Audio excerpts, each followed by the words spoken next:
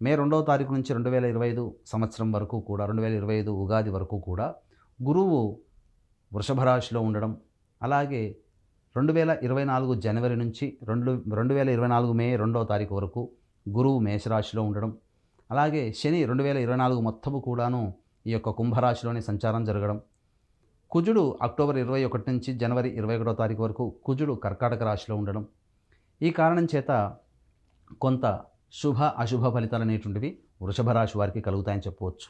ముఖ్యంగా గమనించుకున్నట్లయితే మే 2వ తారీఖు వరకు కూడా గురువు మేషరాశిలో ఉండడం, శని దశమ స్థానంలో ఉండడం, ఈ కారణం చేత వృషభ రాశి వారికి అత్యంత యోగప్రదమైనటువంటి కాలముగా చెప్పవచ్చు.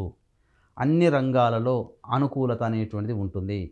ఎవరైతే నూతన ఉద్యోగ ప్రయత్నాలు చేయాలని కోరుకుంటారో, ఎవరికైతే కొత్త కొత్త ఆలోచనలతో జీవితాన్ని ముందుకు నడుపుకోవాలనుకుంటారో ఈ మే 2వ తారీఖు లోపలనే ప్రయత్నాలు చేసుకోండి.